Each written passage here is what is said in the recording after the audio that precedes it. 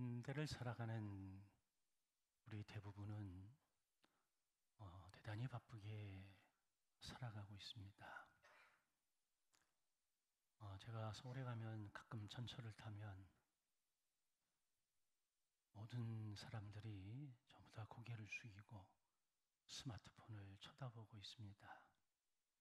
앞에 누가 있는지, 옆에 어떤 사람이 있는지, 누가 오르고 내리는지 전혀 관심이 없어요. 근데 저는 촌에서 갔기 때문에 사람 구경도 하고 풍광 구경도 하고 옷을 뭐 입었나 보기도 하고 머리 스타일은 어떤가 보기도 하고 사람 보는 것도 참 재미가 있습니다. 제가 중고등학교 시절에는 밤 11시가 넘으면 별이 빛나는 밤에 황인용 씨와 이문세 씨가 진행했던 프로그램을 학창시절에 열심히 들으면서 공부를 했습니다. 늦은 밤 식구들이 다 잠들었을 때에 책상머리에 앉아서 공부를 하면서 작은 소리로 라디오를 켜놓고 그 방송을 듣고 음악을 들으면 괜히 마음이 평안하고 그리고 위로가 되고 힘이 되기도 했던 때가 있습니다. 근데 요즘은 그런 게 없는 거죠. 모든 것이 시각화되어지고 단편적이고 그래서 짤이 유행을 하고 그래서 요즘은 300, 500페이지 되는 소설책은 잘 안 읽죠. 아주 간단한 쇼츠만 읽습니다. 그러다 보니까 한 곳에 마음을 두기가 쉽지 않은 것 같습니다. 그래도 몇백 페이지의 소설을 읽다 보면 때로는 그 책의 주인공이 되기도 하고 때로는 그 책의 또 다른 누군가가 되어서 그 책의 시작과 끝까지 그와 교감하면서 책을 마무리하는 기쁨도 있었는데 요즘은 그런 게 없어요. 성경도 마찬가지 아닌가요? 성경도 처음부터 끝까지 읽어 내려가다 보면 하나님의 세미한 음성을 들으면서 거기에서 위로받고 격려받고 새 힘을 얻는데 요즘은 그러한 모습도 찾아보기가 어렵습니다. 생활과 기술이나 모든 면에서는 편리해졌을지 모르지만 우리의 마음은 더 분주하고 더 불안해진 것 같아요. 밤낮 없이 쉼없이 일하고 여러 가지 정보의 홍수 속에 빠져들었고 그래서 만성 피로와 스트레스에 시달리다 보니 마음이나 영혼의 깊은 쉼, 안식 누리기가 참 어려운 것 같아요. 그럼에도 불구하고 오늘 성경은 우리에게 예수님의 초청을 이야기하고 있죠. 수고하고 무거운 짐진 자들아 다 내게로 오라. 내가 너희를 쉬게 하리라. 제가 어떤 걸 보니까 어떤 사람이 진짜 의사냐 그랬더니 긍휼의 마음을 가진 분이 진짜 의사래요. 뭐 스킬이 좋고 기술이 좋고 뭐 약을 잘 처방하고 이런 것도 뭐 좋겠습니다만은 마음 자체가 환자를 불쌍히 여기는 마음이 있어야 진짜 의사래요. 그래서 환자가 그 의사를 마주대했을 때에 그 의사 선생님의 눈빛만 봐도 마음의 안정이 가고 신뢰가 간다면 거기서부터 이미 치료가 시작되어지기 때문에 그런 분이 진짜 의사래요. 진짜 의사의 시선, 환자 입장에서는 굉장히 고마운 것 아닐까요? 그렇다면 나를 향한 하나님의 시선은 어떨까요? 여러분들을 향한 하나님의 시선 생각해 보신 적이 있을까요? 아니면 평생을 살아오면서 하나님의 따뜻한 시선을 경험해 보신 적이 있었을까요? 누군가 저에게 하나님에 대해서 설명하라 그러면 저는 언제나 단 한마디로 하나님은 내게 너무나 좋으신 분입니다 라고 합니다. 이유는 간단합니다. 좋아서. 뭐가? 하나님의 시선이 너무 좋아서, 그 시선이 너무 따뜻했어요. 세상의 시선은 참 많은 평가를 하고 있지만 하나님의 시선은 언제나 내가 너의 모든 것을 받아줄게 하는 따뜻한 시선으로 내게 다가오셨기 때문에 그렇습니다. 세상이 바삐 돌아가고 마음이 분주해도 하나님 앞에 서기만 하면, 말씀을 들여다보면, 기도의 자리에 앉기만 하면 마음에 평안함이 찾아오더라고요.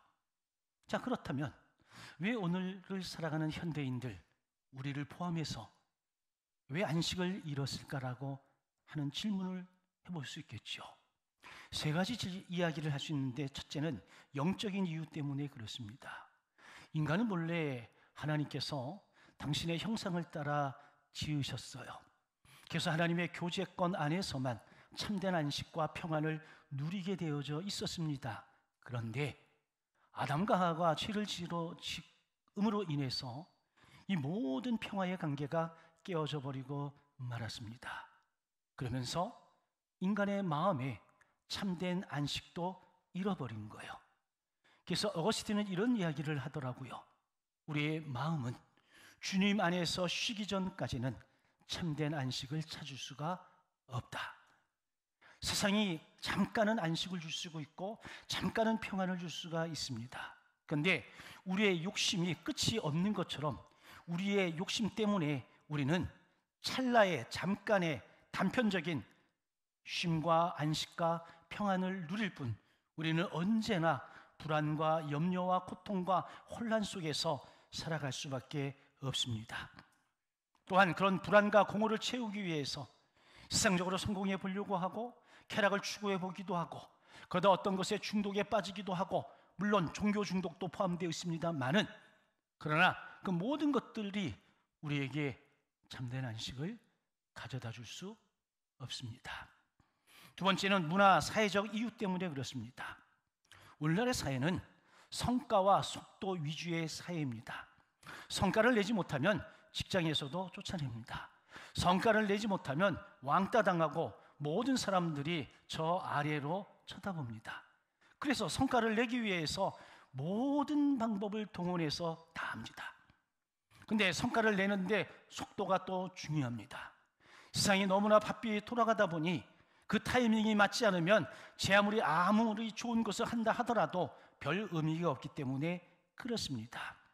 그래서 어떤 목사님은 말하기를, 오늘날 많은 사람들이 지쳐있는 이유에 대해서 일 아래에 있는 또 다른 일 때문이라고 이야기합니다. 일이 하나만 있는 것이 아니라 그 일을 하기 위해서 또 다른 일을 하다 보니까 완전히 일 속에 파묻혀 살아간다라고 하는 겁니다.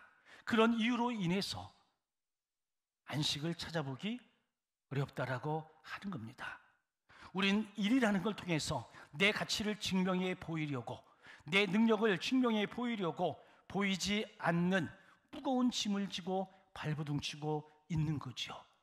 그래서 겉으로는 편안해 보여도, 겉으로는 힘이 있는 것 보여도, 여러분, 그 마음 중심에는 불안과 염려와 고통이 가득한 거죠. 저하고 30년을 넘게 알고 지냈던 사람이 있습니다. 가끔 만나기도 하고 통화도 하고 줌을 통해서 대화를 나누기도 하는데, 지난주에 어떤 모임을 통해서 이야기하는 과정 속에서 저에겐 단 한 번도 이야기한 적이 없는데 소그룹에서 이야기를 나누다가 그 이야기가 제 귀에 들어왔어요. 늘 좋은 줄 알았어요. 늘 평안한 줄 알았습니다. 그런데 공황장애를 알았다는 거예요. 너무 일이 힘들고 어려워서, 너무 일이 가중하고 직장에서의 관계 속에서 스트레스가 너무 심해서 공황장애를 알았다는 거예요. 그런데 주일 교회를 향해 다가갈 때에, 하나님 앞에 기도하는 마음으로 교회를 향해 다가갈 때에 하나님 주시는 위로와 격려 때문에 그것을 다 극복하고 오늘의 자기가 있을 수 있다라고 고백을 하더라고요. 아니, 그렇게 편해 보였는데, 그렇게 이뻐 보이고 좋아 보였는데 아니었어요. 그의 마음속은 전쟁터였던 거지요.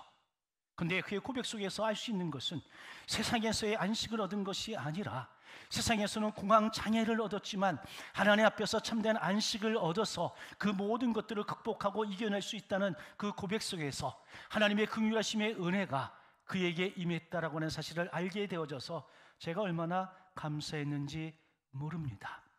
여러분, 이 세상이 요구하는 대로 살다 보면 우리의 마음의 여유와 안식과 쉼은 놓쳐버리는 게 당연한 결과인 거죠. 세 번째, 개인적인 이유가 있습니다. 쉼과 안식을 잃어버리게 되어지면 우리는 내면의 거짓된 믿음과 두려움으로 허덕일 수밖에 없습니다. 내가 이것을 하지 않으면 안 돼. 그래서 잠을 자면서도 일 생각해야 되고, 다른 무언가를 하면서도 일 생각을 해야 되고, 그러다 보니 잠시도 쉼의 시간을 가질 수가 없습니다. 저도 예외는 아니죠. 저도 1년에 딱 한 번 휴가를 가는데, 여러분 잘 모르겠지만 저는 월요일 날도 교회를 와요. 빨간 날짜에도 교회를 옵니다. 목회를 시작해서 지금까지 월요일을 놀아본 적이 없어요. 늘 공부하고, 늘 책을 읽고, 늘 교회 출근해서 내가 할 일을 해야 하고 그랬습니다. 근데 휴가가 되면 모든 것 내려놓고 떠나요. 어디론가. 그래서 마음껏 쉬고 놀고 하고 싶은데 그게 또 마음대로 안 됩니다. 왜? 갔다 오면 또 설교가 쫙 밀려 있잖아. 가기 전에 설교 준비 어느 정도 해놓고 거기 가서도 책을 한 서너 권 가져가가지고 책을 날마다 읽으면서 설교가 끝나고 돌아올 때는 한 편의 설교를 마무리해서 들고 와야 마음이 편안해. 저 역시도 예외는 아니에요. 그런데 존 파이퍼 목사님이 그런 이야기를 하는 거예요. 우리의 잘못된 믿음과 불신앙이 우리 영혼에 무거운 짐을 지우고 있는 것이 아닐까. 하나님에 대한 오해, 자신에 대한 거짓된 정체성, 세상과 미래에 대한 근거 없는 두려움, 이 모든 것들이 우리의 마음과 영혼을 짓누르면서 우리에게 정작 있어야 될 쉼, 안식, 평안을 앗아가는 것은 아닐까? 근데 이 모든 것을 누가 이렇게 만들었을까? 바로 나라는 존재인 거죠. 그래서 두 번째 질문을 제가 던져봤습니다. 자, 이 안식을 누릴 수 없는 오늘의 세상에 대해서 하나님은 어떤 평가를, 어떤 판단을 하고 계실까? 오늘 본문 11장 28절에 초대 이전 20절로 24절의 말씀을 보게 되면 예수님은 자신을 배척한 도시들을 향해서 화 있을진저라고 책망하셨습니다. 기적을 보고도 회개하지 않습니다. 고라신과 벳세다, 가버나움이 심판을 받을 것이다라고 경고하셨어요. 그 사이에 오늘의 본문이 있고 그 다음 이야기가 마태복음 12장 1절 이하에서 안식일 논쟁을 소개합니다. 율법적 종교 지도자들을 책망하시는 예수의 모습을 볼 수가 있습니다. 여러분, 예수님의 기적과 가르침을 보고도 믿지 않는 자들을 꾸짖으셨고 율법의 짐을 지어서 힘겹게 살아가도록 만든 율법 선생 바리새인들을 책망하신 예수님, 그 사이에 예수님은 안식을 이야기하고 있다라고 하는 겁니다. 근데 이사야 57장에 봤더니 악인에게는 평강이 없답니다.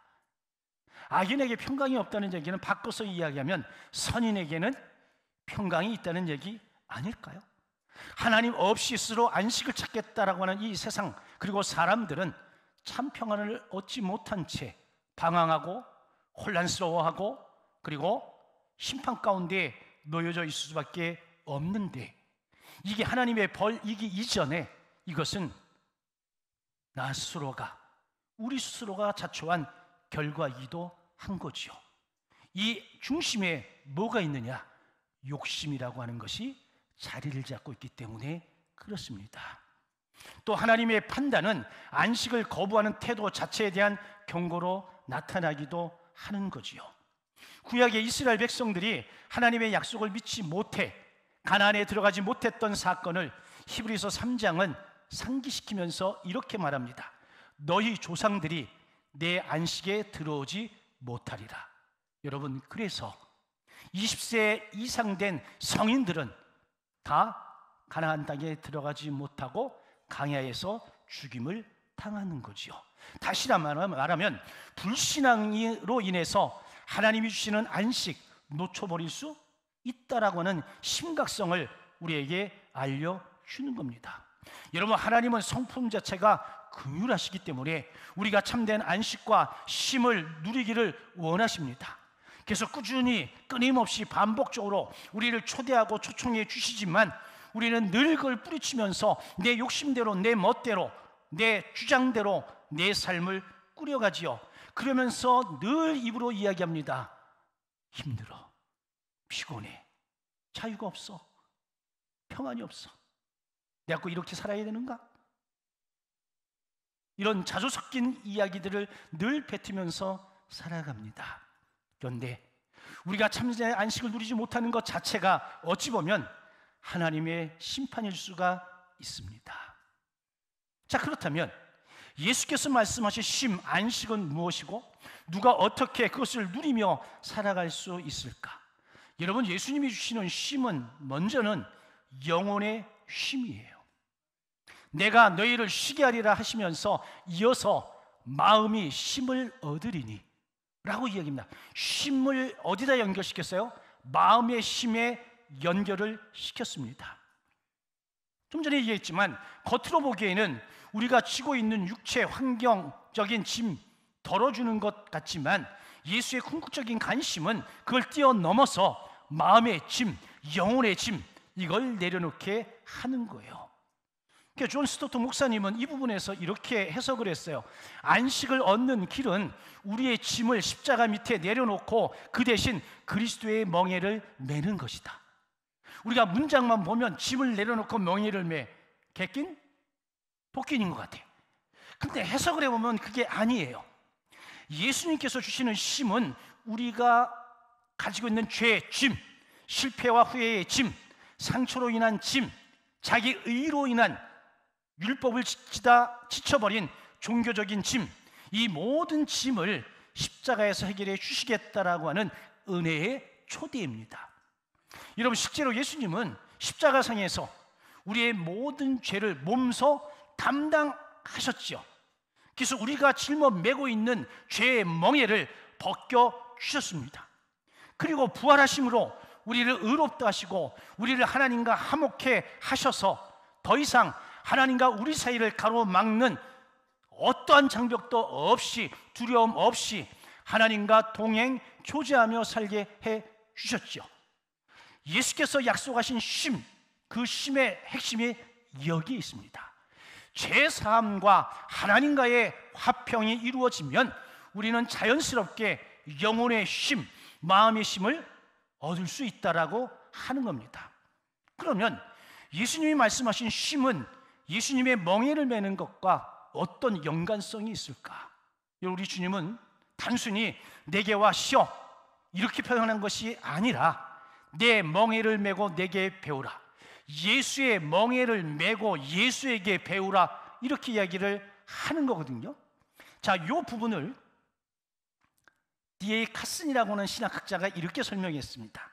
당시의 유대인들은 이 멍에를 종종 랍비들의 가르침을 의미하는 비유로 사용을 했다는 거예요. 멍에가 무거운 어떤 눈에 보이는 어떤 짐덩어리, 이게 아니라 랍비들의 가르침을 멍에라고 했다는 거예요. 랍비들의 가르침이 뭐예요? 율법이잖아요. 근데 율법 자체가 뭐예요? 율법을 지키려고 하는 사람들에게는 무거운 짐이고 멍에야. 왜? 613가지의 율법을 철저하게 지킬 수 있는 사람은 이 땅에 존재하지 않습니다. 그리고 이 율법 가지고 사람을 판단하고 정죄하고 심판하고 하지 않습니까? 여러분, 종교 중독이 무서운 이유는 내가 종교 행위를 하면서 어떤 부분에 특화되어져 있고 거기에 내 생명을 다 부어 넣었다. 그러면 여러분, 그것이 기준이 되는 거예요. 이 기준을 가지고 이 사람 저 사람 판단하고 정죄하고 뭐 하는 겁니다. 이게 종교 중독이요. 그런 사람조차도 여러분, 하나님 앞에서 안식이 있을까? 안식이 없습니다. 왜? 그게 하나님이 돼버린 거예요. 그게 종교적 우상이 될 수 있는 거거든요. 그런데 착각하죠. 나는 대단히 신앙이 좋다. 천만의 말씀입니다. 그건 착각이고 사단이 우리를 쏙뜨기는 거예요. 진리는 너희를 자유케 한다고 했잖아요. 그런데 율법에 얽매여가지고 율법의 짐 때문에 날마다 무거워서 힘들어하고 죽기를 여러분, 이게 아니라는 거예요. 우리는 이미 세상에 죄의 무거운 멍에를 메고 지쳐 있습니다. 이 멍에를 버리고 예수님의 멍에를 메라는 것은 예수님의 멍에가 훨씬 쉽고 훨씬 가볍기 때문인데, 그것은 예수의 가르침인 거예요. 예수께서 우리에게 하신 진리가 너희를 자유케 하리라. 여러분, 율법은 우리에게 짐을 지어주지만 예수의 복음은 우리에게 생명과 평안과 안식을 주는 겁니다. 그래서 예수의 멍에가 가볍다는 거예요. 그래서 쉴 수 있다라고 하는 겁니다. 예수님 자신이 온유하고 겸손하신 분이기에 그분께 배우고 그분께 인도받는 삶은 결코 우리를 억압하거나 우리를 죽이는 멍에가 아닙니다. 예수님은 우리의 참된 선한 목자이시며 스승이시기 때문에 그분의 멍에는 내게 자유와 평강을 허락해 주는 거예요. 마치 두 소가 한 멍에를 메고 가면 힘을 나누어 그 짐을 끄는 것처럼 우리가 예수님의 멍에를 맬 때 예수님과 우리가 더불어 그 멍에를 함께 메고 가는 것이기에 우리의 부담이 훨씬 더 가벼워지는 거예요. 그런데 어떤 사람은 이야기하지요. 주님과 내가 평생을 함께 짐을 함께 지고 갔다고 생각했는데 어느 날 봤더니 나는 짐 없이 자유롭게, 누가? 저분이 다 지고 했다. 그거 어떻게 알았어요? 자기가 돌아온 삶의 뒤에를 딱 봤더니 발자국이 4개가 아니라 몇 개? 2개밖에 없는 거예요. 봤더니 예수님이 나를 메고 그러고 가신 거예요. 그럼 누가 다 짊어진 거예요? 예수님이 짊어주신 거지. 여러분은 그런 경험을 해보신 적이 있으실까요? 어느 날 문득 내가 아무것도 아니었구나. 나는 내가 이 세상을 나 혼자 힘들게 사는 줄 알았는데 아니었구나. 주님이 내 대신 다 맞아주시고 주님이 나 대신 다 아파주시고, 그래서 여러분 그 주님의 앞에 감사하면서 눈물 흘리신 경험이 없을까요? 베드로 사도는 그걸 알았습니다. 그래서 베드로전서 5장 7절에 너희 염려를 다 주께 맡겨버리라. 이는 그가 너희를 돌보심이라. 아멘. 여러분, 주님은 여전히 긍휼하신 마음으로 저와 여러분들의 시선을 고정시키고 우리를 도우시고 돌보신다는 사실을 믿으시길 주의 이름으로 축원합니다. 자, 그렇다면 누가 이 쉼을, 누가 이 참된 안식을 누릴 수 있을까? 예수님 분명히 말씀합니다. 수고하고 무거운 짐진 자들아 다 내게로 오라는 겁니다. 수고하고 무거운 짐진 사람, 다시 말하면 겸손히 지친 심령으로 주님을 찾아 나오는 모든 사람을 이야기하는 거예요. 예수님 당시에 율법의 짐 아래 고생했던 백성들, 인생과 삶의 무게에 지친 영혼들, 그 모두를 다 초청을 하신 거거든요. 오늘날도 마찬가지입니다. 오늘도 우리 주님은 어떠한 모습으로 살아가든 지치고 힘들고 상한 심령들을 향해서 다 내게로 오라는 겁니다. 그럼 내가 어떠한 방법으로, 주님의 방법으로 나를 위로하고 격려하고 세워주시겠다라고 하는 약속입니다. 어린아이처럼 나의 허물을 인정하고 나의 연약과 부족함을 인정하고 주님께 배우기를 구하는 모든 사람들에게 예수님은 당신을 내어주시고 우리에게 참된 쉼과 안식을 주시는 거지요.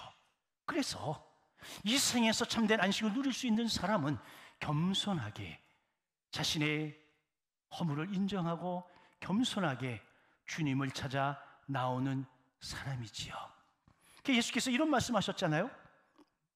마가복음 2장 17절에서 건강한 자에게는 의원이 쓸데없고 병든 자에게라야 쓸데있다라고 하셨잖아요. 마찬가지지요. 자신의 영혼에 짐이 있음을 아는 사람만이 예수님의 초대에 응해서 예수님께 나오는 거죠. 여러분, 구약의 많은 선지자들이 거짓말을 했습니다. 길르앗에는 유황, 길르앗에는 의사가 있어요. 유황은 하나님의 말씀이고 의사는 하나님이신데 거기에 가기만 하면 치료를 얻을 수 있는데 거짓 선지자들이 거짓말했습니다.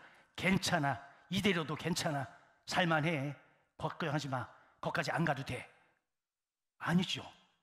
거짓 선지자는 하나님께로 가는 사람들을 막아서지만 예수 그리스도는 오히려 우리를 초대하시는 거죠. 아멘입니까? 예수의 초대에 겸손히 응하는 우리 모두가 되어지기를 주의 이름으로 축원합니다. 그러면 어떻게 힘을 얻을 수 있느냐? 간단하잖아요. 내게로 오라. 여러분, 다른 조건은 하나도 없습니다. 뭐라고요? 내게로 오라. 금도 필요 없고 돈도 필요 없고 권력도 필요 없고 지혜도 필요 없다는 겁니다. 무조건 내게로 오라는 겁니다. 요한복음 6장에서 사람들이 예수님에게 묻습니다.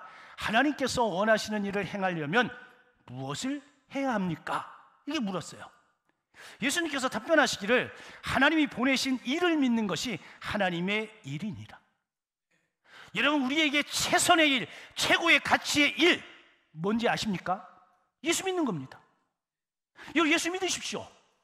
여러분들이 아무리 잘나고 아무리 위대한 일을 하고 아무리 가치 있는 일을 해도 예수 믿지 않으면 그것은 하나님이 원하시는 일이 아니죠. 예수 믿으시길 주의 이름으로 축원합니다.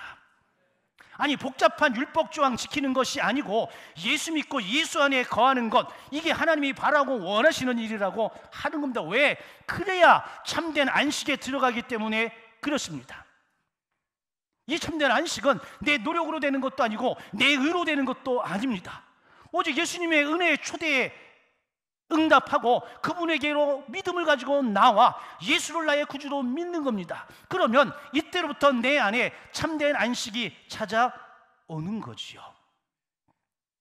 자, 그러면 이 안식의 결과는 무엇이고 하나님의 나라와는 어떤 연관성이 있을까? 여러분, 안식의 결과는 우리의 마음 내면에 평화가 찾아오는 거예요. 평안이 회복되어지는 거예요. 내면의 깊은 변화와 아울러서. 여러분, 예수님이 주시는 평안은 세상이 주는 것과는 분명히 다르다라고 했잖아요. 여러분, 세상은 가끔은 짤막하게는 우리에게 평안을 줄 수 있습니다. 회복도 줄 수 있습니다. 여러분, 좋은 여행지에 가면 힘을 얻을 수 있죠. 잠깐. 여러분, 가끔가다 포도당 주사도 한번 맞으면 눈이 번쩍번쩍 거리죠. 저는 바카스만 먹어도 눈에 번쩍 힘이 들어가는데, 네? 좋은 영화, 좋은 음악 들으면 여러분 조금 마음의 평안이 찾아오고 하죠. 그죠? 근데 이게 영원하지 않잖아요. 우리의 욕심이 끝이 없는 것처럼 우리의 불안함과 우리의 안식하지 못한 이런 것들은 어쩔 수 없이 영원히 따라올 수밖에 없는 거예요. 그런데 우리의 마음의 변화가 오고 우리의 마음의 회복이 이루어지면 여러분, 자연스럽게 나머지 것들은 따라오는 거죠. 그래서 이사야 선지자가 40장 31절에서 오직 여호와를 앙망하는 자는 새 힘을 얻으리니. 아멘입니까? 제가 좀 전에 소개했던 한 친구가 공황장애로 힘들어했지만 주일 하나님 앞에 나와 예배하는 그 자리에 나오면서 하나님의 위로와 격려를 얻고 그 모든 것들을 극복할 수 있었다는 이 고백, 하나님을 앙망하는 자에게 하나님께서 뭘 주신 거예요? 새 힘을 주신 거예요. 예수 안에서 새 힘을 얻게 될 때에 지친 심령에 하나님의 새 힘과 소망이 솟아오르는 겁니다. 이전에는 작은 일에도 불안하고 넘어졌던 사람이 이제는 하나님의 사랑 안에서 평안하고 담대함을 갖게 될 겁니다. 작은 일에 일희일비하던 사람들이 어느 날 예수의 은혜를 경험하고 나면 이 마음이 바다같이 넓어서 여러분 어떤 일에도 끄덕하지 않고 일희일비하지 않습니다. 깊고 넓은 호수는 여러분 아무리 돌멩이 아니라 바위덩어리를 던져도 그렇게 크게 출렁이지 않습니다. 어떤 경우는 소리도 안 들려. 어떤 경우는 그냥 펑 하고 끝나. 근데 물이 얕으면 여러분 여기저기 천지 사방에 그냥 물 뿌리고 난리가 아니지 않습니까? 우리의 모습을 한번 보십시오. 여러분들의 삶에 돌멩이 하나 던졌는데 난리 구슬 치십니까? 아니면 그래 그럴 수 있지 그러신가요? 잘 들여다 봐야 됩니다. 제가 지금까지 만난 분들을 이렇게 잘 보면 인격이 굉장히 고매하신 분들일수록 주변에 잔소리가 없어요. 말이 없어. 말이 없으니까 뭐도 없어? 탈도 없어. 그리고 그분의 뒷모습은 그때도 지금도 여전히 아름다울 따름이요. 그래서 본받고 싶은 거예요. 여러분, 어제 저녁에 부고가 한 장 떴어요. 우리 교인들이 아니고 제가 아는 분이에요. 근데 보통 부고가 뜨면 우리가 안타깝잖아요. 안타깝잖아요. 근데 별로 안타깝지 않더라고. 그냥 불쌍하다는 생각이 들었어. 왜? 그분이 살아온 족적이 그걸 대변해 주기 때문에 그렇습니다. 그래서 그 부고를 맡아고 좀 고민을 좀 하다가 제 속으로 그랬습니다. 야, 이래서 잘 살아야 되는구나. 어느 날 이명간이의 부고가 여러분들의 핸드폰에 딱 뜰 때다 있지 않겠어요? 근데 그때 여러분들이 그 부고장을 보고 잘 갔어. 그럴 줄 알았어. 하고 어머 어떡해? 우리 목사님 어떡해? 전혀 다르지 않을까요?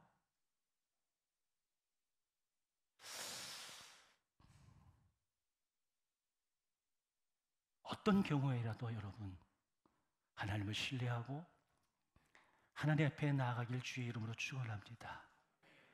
하나님 주신 위로와 격려와 세임을 내가 얻으면 그것 때문에 두 번째로 관계가 회복이 되어지는 거예요. 내 내면의 여유와 용서를 경험하고 그것이 존재하면 여러분 주변에 있는 사람들을 용납할 수도 있고요, 용서할 수도 있습니다. 2주 전에 총회를 갔어요. 총회 가서 점심 식사를 하고 다시 서울신대로 올라오는데 몇 년 동안 저를 굉장히 힘들게 했던 사람이 있더라고. 근데 총회 기간 동안에 늘 보고 지나쳤는데 기가 막히게 저를 피해 다니더라고. 여러분 누가 나 피하면 보여요 안 보여요? 피하는 사람은 내가 안다고 생각해요? 모른다고 생각해요? 모른다고 생각해. 근데 다 보여 피하는 게. 근데 아이고 그 길이 외길이라 딱 마주쳤네. 갑자기. 근데 그 순간 딱 봤더니 또 딴짓을 하고 있는 기라. 근데 그 순간에 어떤 생각이 들었냐면 이거를 그냥 그러고 갈까? 근데 제가 조금 착해요. 그래서 제가 웃으면서 야 오랜만이네 그랬더니 거짓말 요만큼 못해가지고 뛰어서 내려오더라고. 막 뛰어서 내려가 저 손을 꽉 잡고 막 그러더라고요. 그래 알았어. 다음에 또 봐. 그 친구는 아마 그 순간 천국을 얻었을 것 같아. 여러분 저도 누군가의 마음에 천국을 줄 수 있어. 저도 마찬가지 아닐까요? 내가 만약에 여러분 상황이 좋지 않고 내가 힘들고 뭔가에 부대끼고 살았다면 그런 마음의 여유, 용서의 여유가 있었을까요? 없었을 거예요. 근데 제가 마음의 여유가 있고 그리고 하나님의 은혜 안에 있었기 때문에 보는 순간 다른 마음이 아닌 그런 마음이 들어서 별로 한 것도 없잖아요. 그냥 손 흔들고 그냥 이름 불러준 거 외에는 한 일이 없음에도 불구하고 그 사람은 앞으로 평생을 저를 피해 다닐 이유가 없는 거죠. 근데 하나님의 시선이 우리에게 그런 거 아닌가요? 우리가 어떤 때는 죄 때문에 하나님의 시선을 피하고 다닐 수 있었지만 이제는 여러분 그럴 이유가 없잖아요. 주님이 우리를 뭐에 초대해 주고 계시지 않나요? 실제로 예수님께 쉼을 얻은 우리는 다시 세상 속에서 십자가를 지고 주님 따르는 삶에 헌신하게 되어져 있습니다. 이제는 예전의 모습처럼 지쳐 쓰러지는 삶이 아닌 쉼과 안식이 동반된 그런 삶을 살아가는 거예요. 여러분, 주일에 이 전에 나오는 게 힘겹고 부담스럽고 무겁고 짜증나십니까? 미안합니다. 여러분들의 영적 상태는 병이 든 거예요. 비록 세상의 삶이 힘들고 지치고 어렵고 상처투성이지만 그래도 저 문을 열고 이 예배당에 들어서 예배할 때에 하나님 주시는 은혜와 위로 속에서 마음의 감사와 감격과 기쁨이 넘쳐난다면 여러분들은 건강한 거예요. 여러분들이 건강한 상태로 영원한 쉼을 누리며 살아가기를 주님의 이름으로 간절히 축원합니다. 제가 지난주에 하나님의 나라는 의와 평강과 희락이라고 말씀을 드렸는데, 오늘 말하는 참된 쉼과 안식은 평강과 동일한 모습이에요. 안식의 상태이죠. 예수께서 오늘 우리에게 다시 초대합니다. 수고하고 무거운 짐진 자들아, 다 내게로 오라. 내가 너를 편히 쉬게 하리라. 아멘. 여러분의 마음이 몹시 분주하고 무거운 분 계십니까? 예수님께 나아오십시오. 여러분 중에 아직도 예수님을 나의 구주로 영접하지 못하신 분 계십니까? 그분도 예수님께 나오십시오. 그러면 내 행위와 상관없이 긍휼의 주님께서 우리를 사하시고 우리를 용납하시고 우리를 당신의 품에 받아들이셔서 참된 안식을, 참된 기쁨을 누릴 수 있게 해줄 줄로 믿습니다. 아멘.